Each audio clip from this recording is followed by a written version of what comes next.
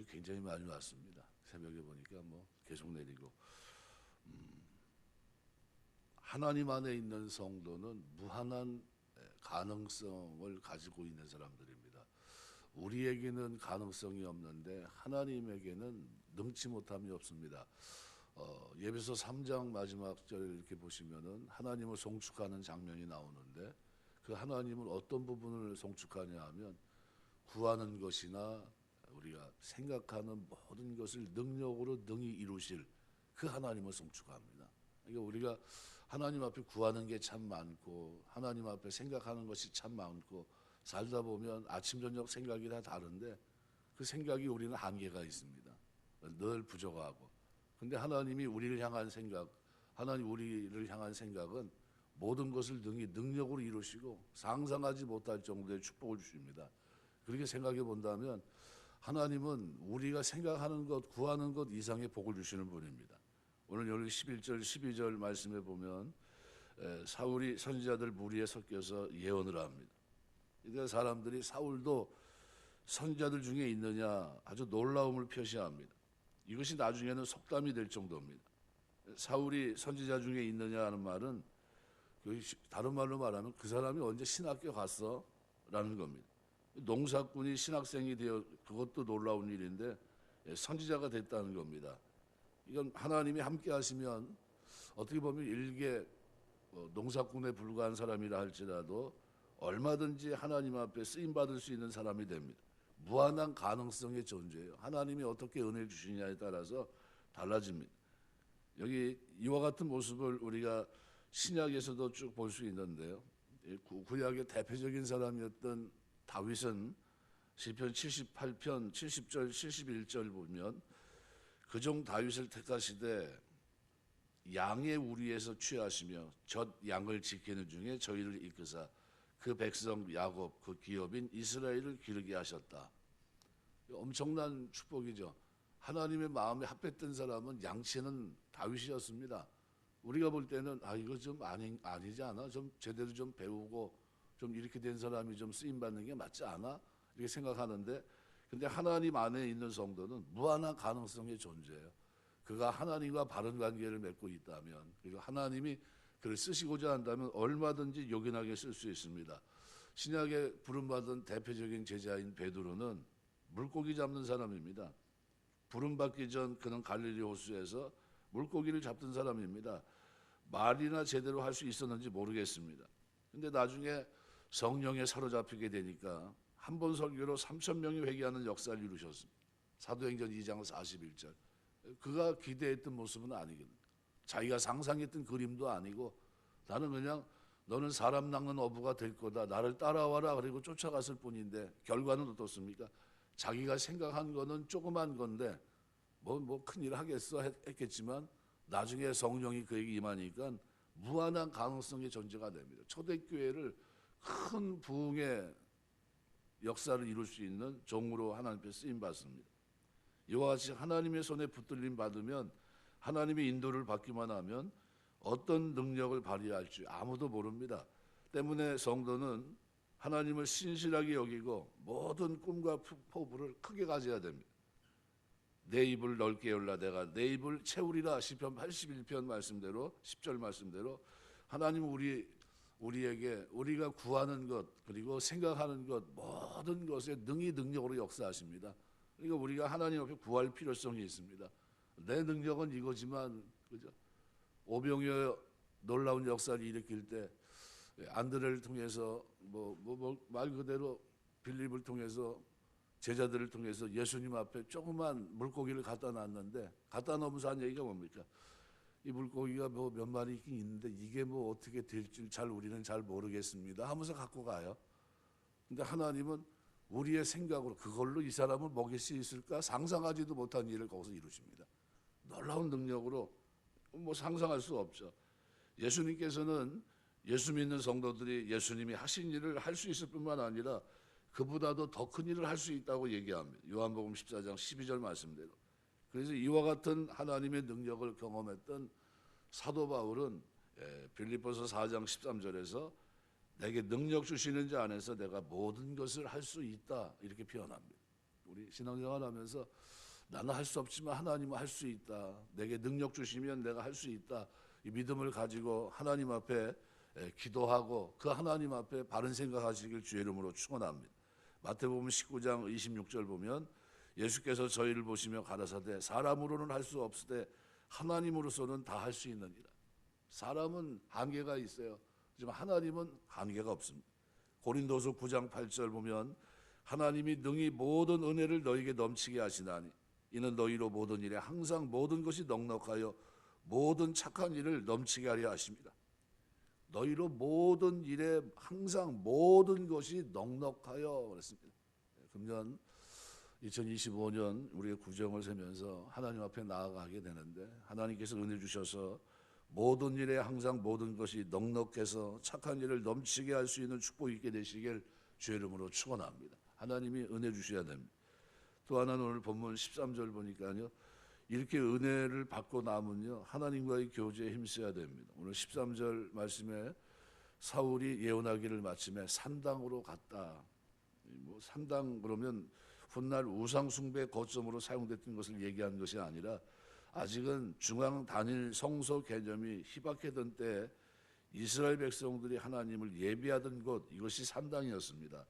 사울 당시에는 성막에 있던 실로 외에도 길갈이나 베델, 기브아 등의 이스라엘의 중요 지역에 하나님을 예배하는 산당이 있어서 백성들은 특별한 때가 아니면 가까운 산당에 가서 하나님을 예배하면서 섬겼던 겁니다. 아무튼 사울은 선지자의 무리와 섞여 예언을 한 후에 기브아의 산당으로 간 것으로 보입니다. 사울이 기브아 산당으로 갔다고 하는 것은 이것은 사울이 하나님께 감사와 찬양을 드리기 위함이었습니다. 더 친밀한 교제를 하기 위해서 나아갔다는 겁니다. 사울은 하나님의 은혜를 체험하고 그것으로 끝난 것이 아니라 자신에게 은혜를 베푸신 하나님과 교제에 힘썼다는 겁니다. 이것은 우리의 삶을 돌아보게 합니다. 사울이 하나님께 소명을 받을 당시에 하나님 앞에서 얼마나 바르게 행동했는지를 보여줍니다. 그는 소명을 받기에 합당한 사람의 모습을 갖추고 있었습니다. 우리가 신앙생활하면서 지속적으로 하나님과의 교제에 힘쓸 수 있는 여러분 되시길 주의 이름으로 축원합니다. 은혜는 받을수록 하나님 앞에 점점 더 가까이 가야 돼요. 받을수록 멀어지는 것이 아니라요. 그래서 은혜는 제대로 받으면 어떻게 됩니까? 자발적으로 섬기게 되어 있습니다. 자발적으로 자원해서 감사와 찬송을 가지고 나아가는 것이 맞습니다. 억지로 지키면 율법입니다. 율법주의예요. 사람이 보나 안 보나, 그죠? 그건 잘못된 겁니다. 하나님 앞에서 마음을 다해서 섬기는 것이 맞습니다. 몸을 드리고 마음을 드리고 물질을 드리는 겁니다. 시편 73편 28절 하나님께 가까이 감이 내게 복이라. 내가 주 여호와를 나의 피난처로 삼아 주의 모든 행사를 전파하리이다.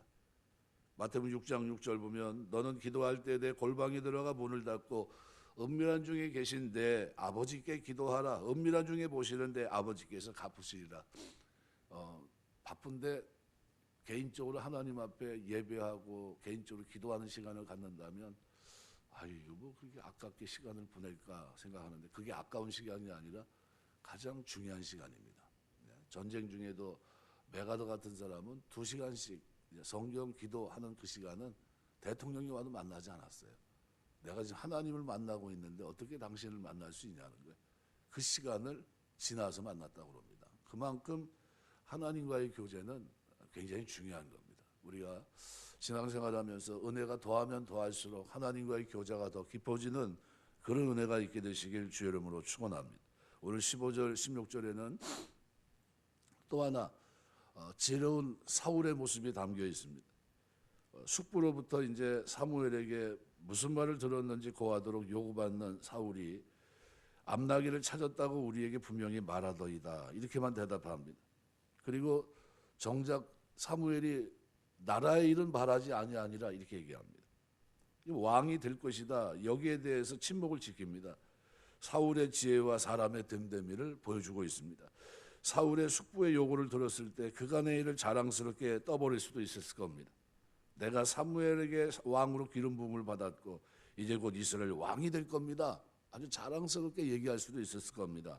그런데 사실 자랑스럽고 영광스러운 일 아닙니까? 개인만이 아니라 가문의 영광이 되는 일입니다. 그야말로 베냐민 지파가 가장 작고 초라했던 그런 지파인데, 근데 하나님이 이 작은 지파를 얼마나 지금까지 사람들 앞에 무시당하며 살아왔습니까? 한번 멋있게 뽐내고 자랑할 만한 그런 위치입니다. 그런데 전혀 그렇게 하지 않아요. 그냥 자신을 감춥니다. 꼭 필요한 말만 한 채 입을 다뭅니다. 자랑은 고사하고 자격이 일어났던 일조차도 알리지 않습니다. 근데 다른 사람에게는 그럴 수 있다 해도 가족의 그만큼은 그래도 알릴만 하지 않습니까? 그런데도 사울은 일체 일어난 일을 말하지 않아요. 3번이나 그 징조가 이루어진 그 얘기도 얼마나 무용담으로 얘기한다면 얼마나 신바람 나는 일입니까? 그렇게 얘기했고 그런 일이 나에게 실제로 이루어지더이다 얘기하면 뭐 신바람이 났을 겁니다. 그런데 그 얘기하지 않습니다. 지금은 그런 얘기를 전혀 하지 않고 일정한 기간 동안은 비밀로 남겨놨던 겁니다. 사울이 사무엘로부터 왕으로 기름 부어 받았다는 이 사실이 만일 사람들에게 알려졌다면 어떻게 됐을까? 가만히 생각해 보십시오. 12지파 가운데 에브라임 지파라든가 유다 지파라든가 막 난리가 났을 겁니다. 무슨 소리 하는 거냐고. 저 힘도 없는 무슨 베냐민 지파에 무슨 왕이 나겠냐고. 말도 안 된다. 요구는 우리가 하고 너희가 왕을 하냐. 말도 안 된다 했을 겁니다. 왕정 요구에 바람이 불고 있었습니다. 이스라엘 사회에서는 한바탕 회오리가 쳤을 겁니다.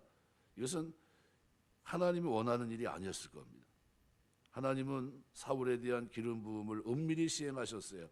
그러므로 사울도 마땅히 때가 이르기까지 그것을 말하지 않았던 겁니다. 비밀로 했던 겁니다. 여기서 우리가 깨달을 수 있는 것은 뭐냐면요, 성도는 바른 말을 해야 할 때가 있고 침묵할 때가 있다고 하는 겁니다. 이것을 잘 구분해야 돼요. 그래서 전도서 기자는 우리에게 전도서 3장 7절에서 말을 할 때가 있고 침묵할 때가 있다고 했습니다. 대개 사람들은 이것을 잘 구분하지 못해요. 그래서 정작 말해야 할 때는 침묵하고 침묵해야 할 때는 말을 하면서 이를 그르치는 경우가 참 많습니다. 경우에 합당한 말이 얼마나 중요한지 모릅니다. 그래서 잠언 기자는 잠언 10장 19절 말씀에서 그렇게 표현합니다. 말이 많으면 허물을 면키 어려우나 그 입술을 제어하는 자는 지혜가 있느니라. 또 명철한 자는 잠잠하다. 잠언 11장 12절에 말씀하고 있고요. 의인은 대답한 말을 깊이 생각해서 한다고 그랬습니다. 잠언 15장 28절. 그렇다고 한다면 오늘 본문에 나타나 있는 사울의 모습은 어떤 모습입니까? 지혜로운 자의 모습이에요. 침묵을 지키는 자의 모습이고요. 그냥 떠버리고 그게 아닙니다. 얼마든지 자랑할 수 있지만 겸손한 그의 모습을 그대로 보여줍니다.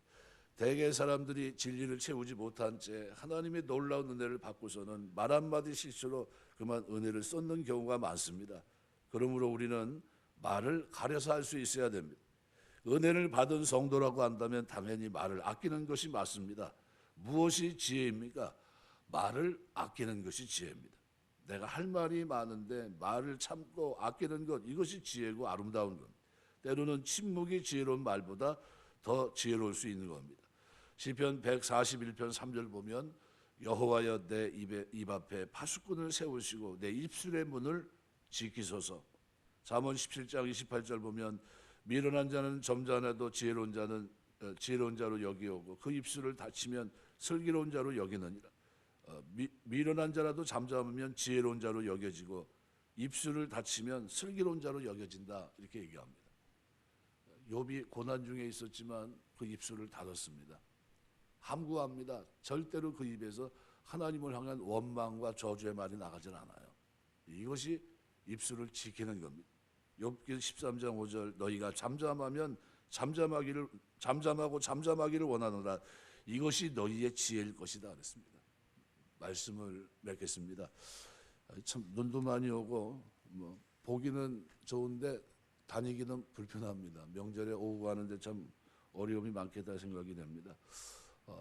우리는 어떤 존재인가? 무한한 가능성을 가진 존재입니다. 구하는 거나 생각하거나 모든 것에 능력으로 역사하시고 이루시는 하나님이 우리와 함께 하십니다. 하나님이 나를 붙들어 쓰신다고 한다면 얼마든지 가능해요. 우리가 하나님 앞에 나는 못합니다. 그거보다는 하나님 능력 주시는 자 안에서 모든 것을 감당할 때 쓰임받는 도구가 되길 원합니다. 이 기도가 우리가 드려야 될 기도인 것 같습니다. 또 하나는 우리가 하나님과 하나님의 은혜를 경험하면 더 큰 친밀한 교제 속으로 들어가야 됩니다. 한 번 받은 은혜로 끝내지 마시고요. 은혜가 반복되고 계속되면서 은혜를 체험한 후에는 예배의 자리로, 기도의 자리로, 더 친밀한 교제의 자리로 나아가는 것이 맞습니다. 또 하나는 오늘 본문에 사울의 지혜로운 모습, 그 모습은 다른 모습이 아니라 침묵을 지키는 모습입니다.